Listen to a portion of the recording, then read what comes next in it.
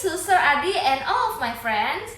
Let me introduce myself to all of you. I am Julia Goyovi. My student number is B124191038. I am the student of Management International, and in this semester, I take Human Resource Management.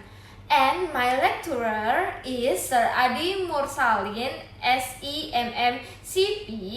On this good occasion, I would like to answer the Hrm Mid Term Quis. So this is the part A answer. Please enjoy.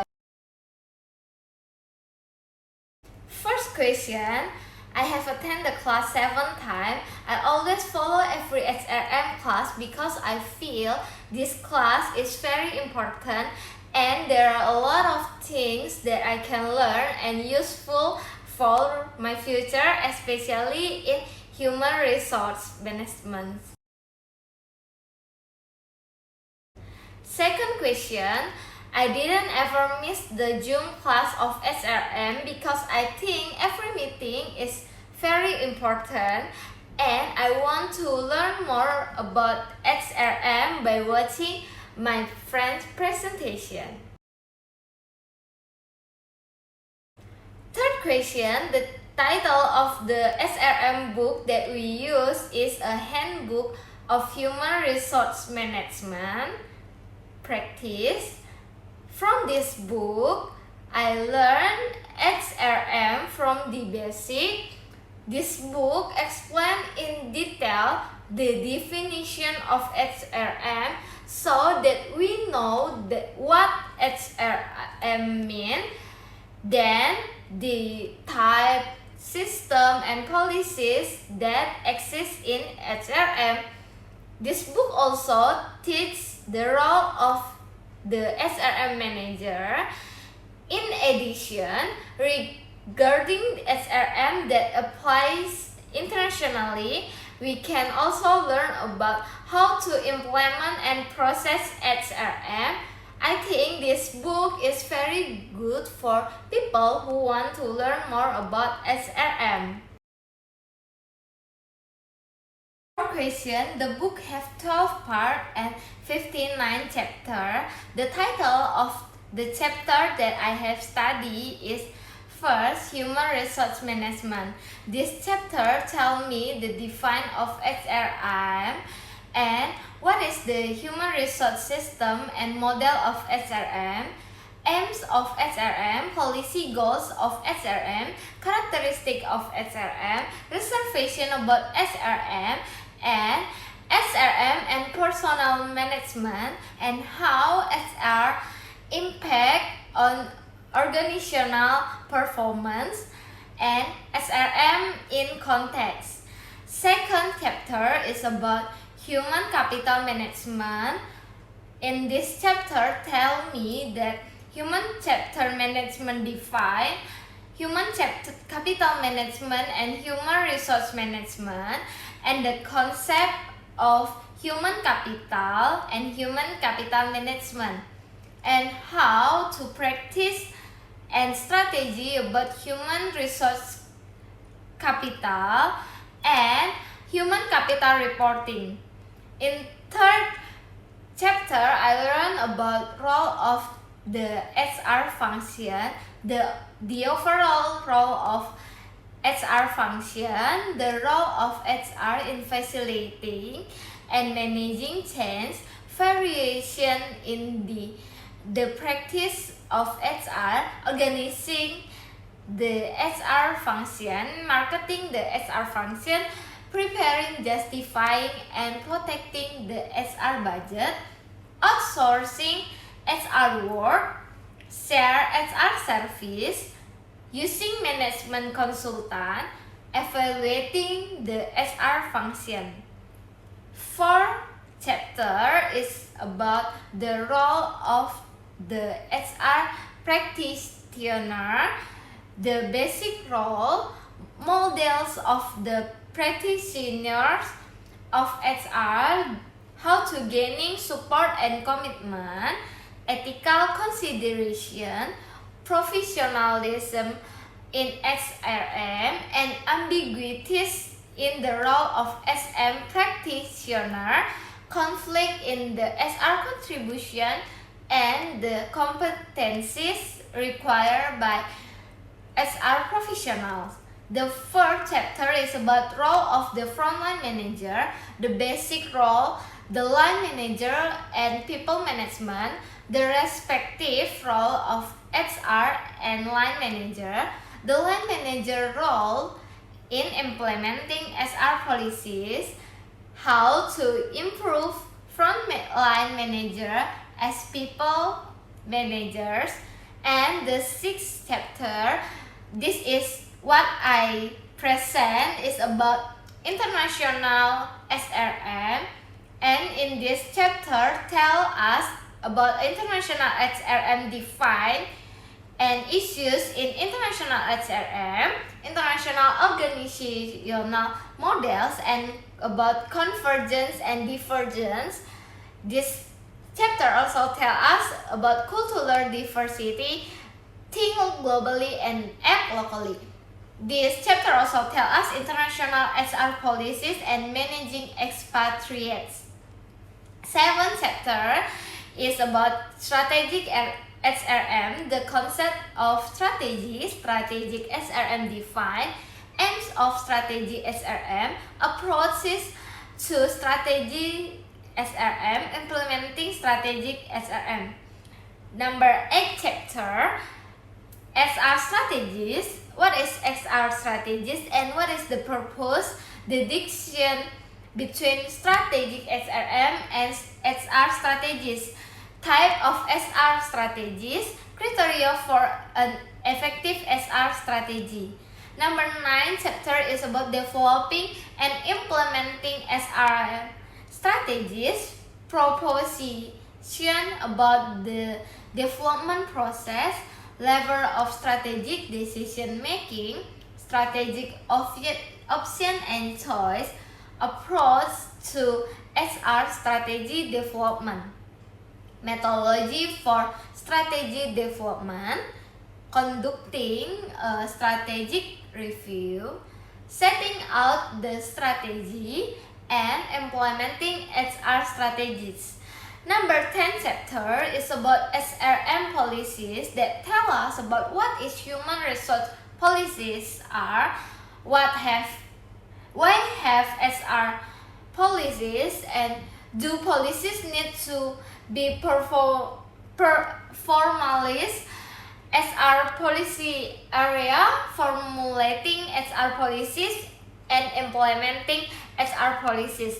Number 11 chapter is about competency-based HRM, the type of competencies, how the competencies frameworks and reason for using competencies, coverage of competencies, use of competencies, developing a competency framework, defining technical competencies, and key to use in using competencies, and emotional intelligence.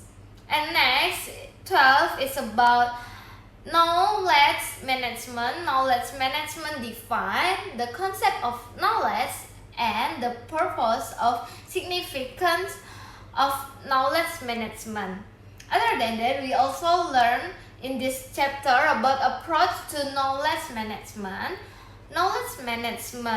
system, and knowledge management issues, the contribution. So that's all the chapter that I have learned. Fifth question. Yes, I am active in the class. The proof that I am active in the first group presentation, I try to answer the question. It's about how to human capital management working to optimizing the value received from human capital. And I also ask the thing that I don't understand to group 3, 4, and 9. So in each group I have question for them, And other than that, in group 11 presentation, I also answer the question that they give to us. Sixth question, the group that already presentation is 12 group. Each group brought different materials according to its existing chapter. I learned about the definition of SRM, and I learned about human capital management and the overall role of the SR function. I also learned about the various strategies and manager roles, and the thing that my friend presentation is all important in SRM, and I very like it because the presentation is explained in detail, and from that presentation I could understand more about SRM. Besides that, I can also answer the question from my friends, so I could remember more about the material that they give to us. And if it's not clear, I can also ask to my friend. So I got a lot of things to learn in this presentation. 7th question, I'm interested in human resource management because I think that human resources are important things in our life and in an organization. An organization can be successful or not is depending on human resource. Likewise, a company requires quality and competent resources. The source of human resources is also unique because each human being has their own strengths and weakness. So that if we can collaborate these human strengths, it will form an extraordinary synergy.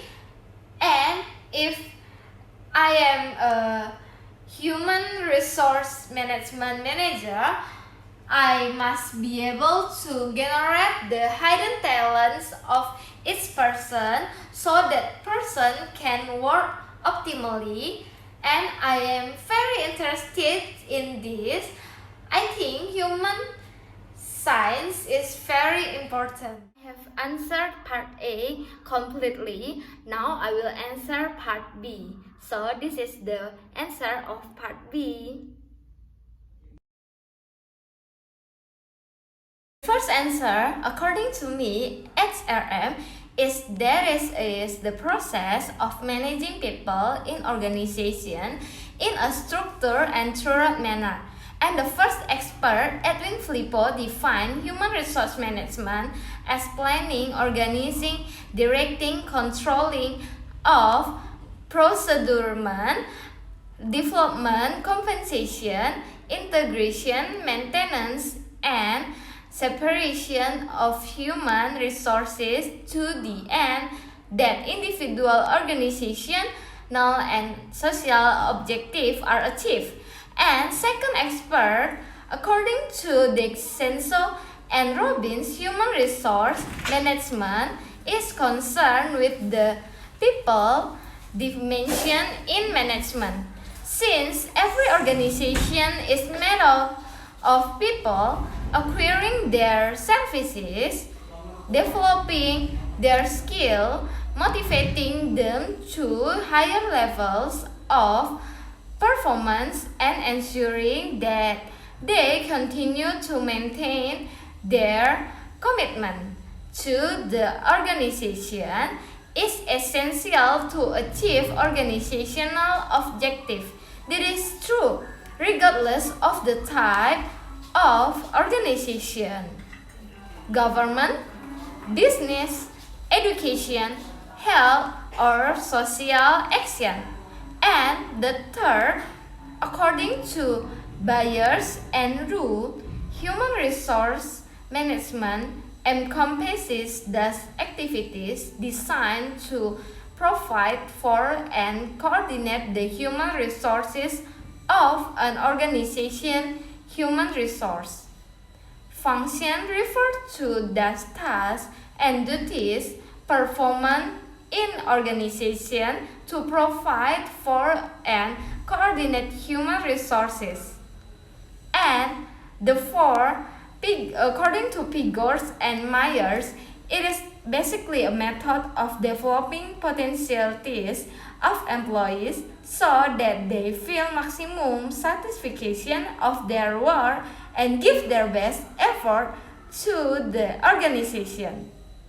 And the last one, according to Gary Dessler, human resource management is the process of acquiring, training, appraising, and compensating employees and of attending to their labors, relation, health, safety, and fairness concern. So that's all the answer of first question. Number 2, HR functions are concerned with the management and development of people in organization. They are involved in the development and implementation of HR strategies and policies, and some or all of the following people management activities: organization development, human resource planning, talent management, knowledge management, requirement and selection, learning and development, reward management, employee relation, health and safety, welfare, HR administration, fulfillment of statutory requirements, equal opportunity and diversity issues, and any others matters related to the employment relation.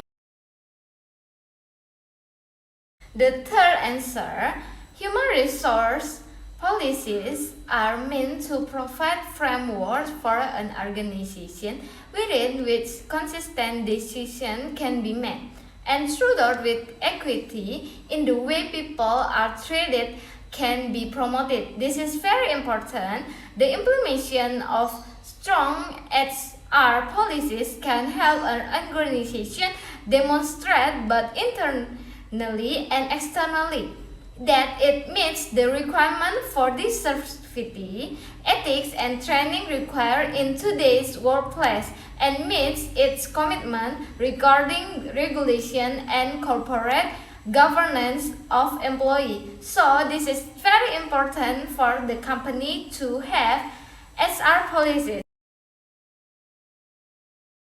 Number 4, business strategy is all about the choice that business make about how to achieve their objective. According to Johnson and Scholes, define strategy as the direction and scope of an organization over the long term, which attains for the organization through its configuration of resources within a challenging environment to meet the needs of markets and to fulfill stakeholder expectation. In other words, strategy is about where is the business trying to get in the long-term strategic direction, which market should a business compete in, and what kind of activities are involved in such markets, and how the business perform better than its competition in that market, and what is the resources, skill, asset, finance, relationship, technical competence, facilities are required in order to be able to compete. What external environment factors affect the business's ability to compete? What are the values and expectations of the stakeholder who have interest in and power over the businesses. The fifth question, the fundamental aim of strategic HRM is to generate a perspective on the way in which critical issues relating to people can be addressed. It enables strategy decisions to be made that have a major and long-term impact on the behavior and success of the organization by ensuring that the organization has the skilled, committed, and well-motivated employees it needs to achieve sustained competitive advantage. Its rationale in the advantage of having an agreed and understood basic for developing approach to people management in the long term by providing a sense of direction in an often turbulent environment. At Dyer and Holder at 1998 remarked, strategy HRM should provide unifying frameworks which are at once both contingency-based and integrative. Number 6 answer, two basic types of HR strategies can be identified. Overarching strategies describe the general intention of the organization about how people should be managed and developed. What steps should be taken to ensure that the organization can attract and retain the people it needs, and ensure so far as possible that employees are committed, motivated, and engaged.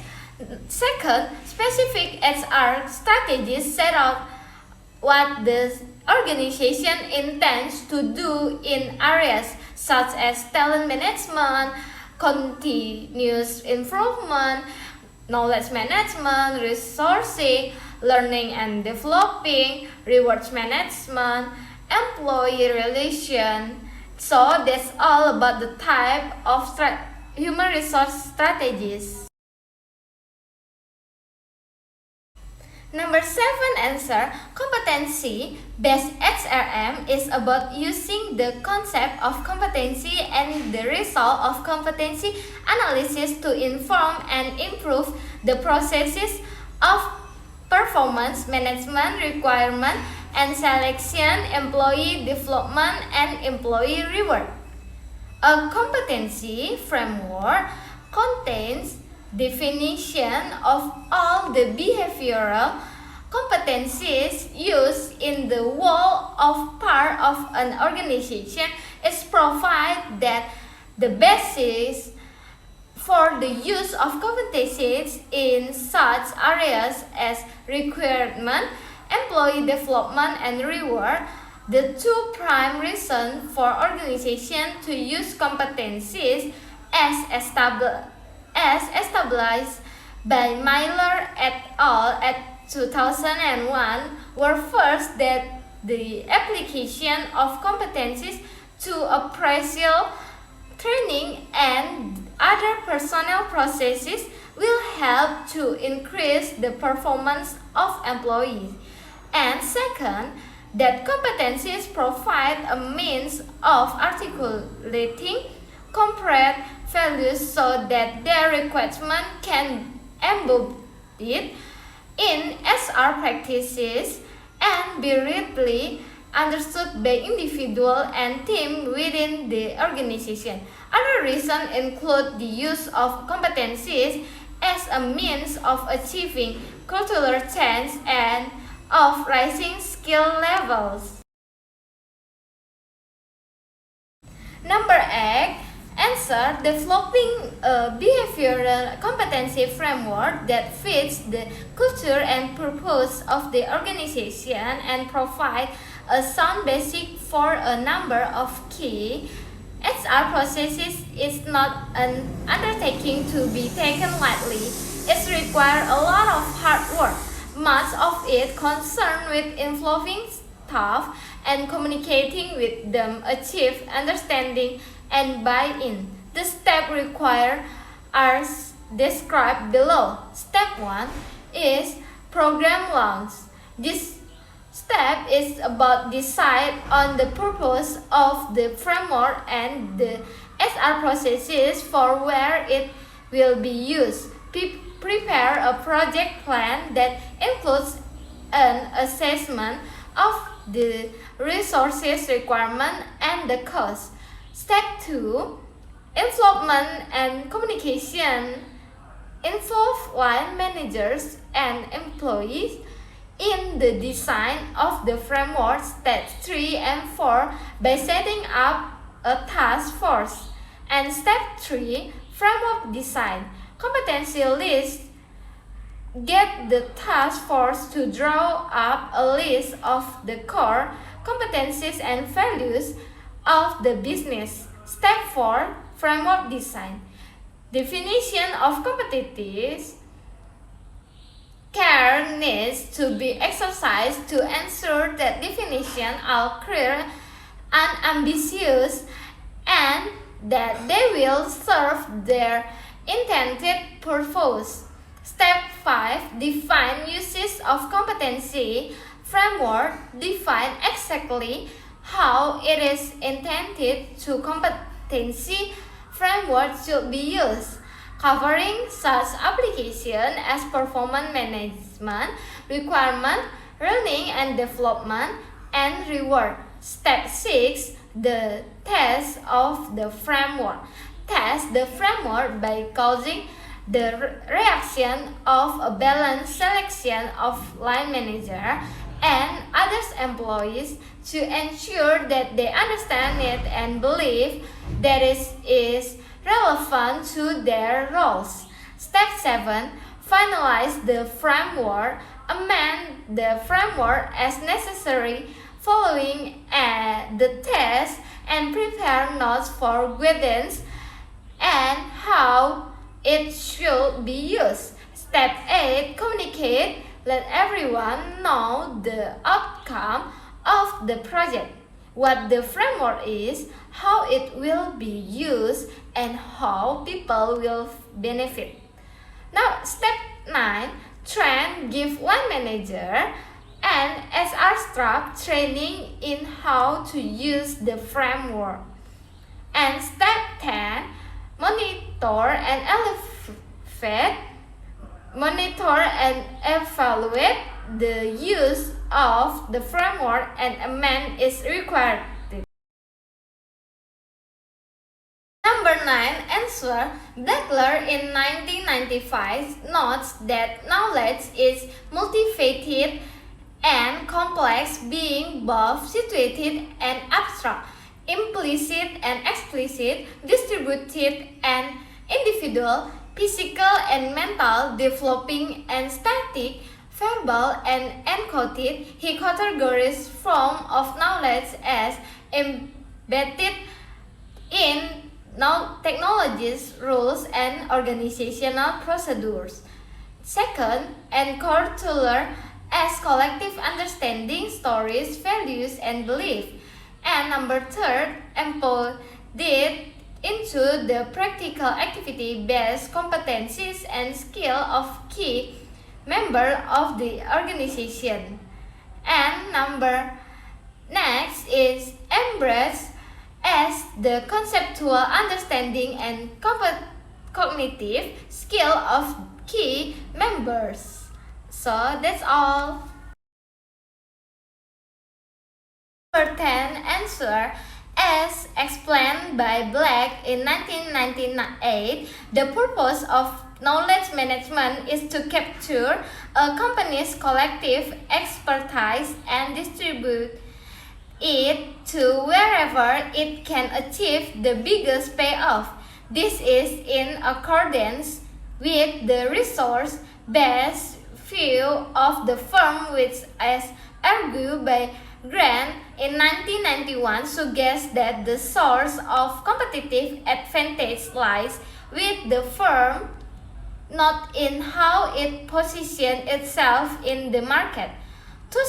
Trulster in 1998 commented that the capability to gather, lever, and use knowledge effectively will become a major source of competitive advantage in many businesses over the next few years. A successful company is a knowledge-creating company.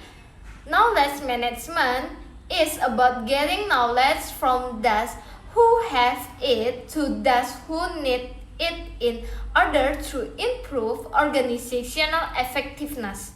In the information age, knowledge rather than physical assets or financial resources is the key to competitiveness. In essence, as pointed out by McLean-Bird et al. In 1999, knowledge management allows companies to capture, apply, and generate value for their employee creativity and expertise. So that's all about part B, and now I will continue to part C. First video, I have watched the video completely, and this video tells about two human resource management which have different perspectives in the way of managing the human resource management. We can find the manager at the beginning of the video. There is information about the managers of the Lufia company and Lunar. From the video, we can also see who organized the employee. The name of the managers are Carrie and Talil. This video taught me communication skills are essential for a human resources management manager. As managers, we must learn to understand our employees, not just giving orders, but we also have to know what they want. We have to work with them.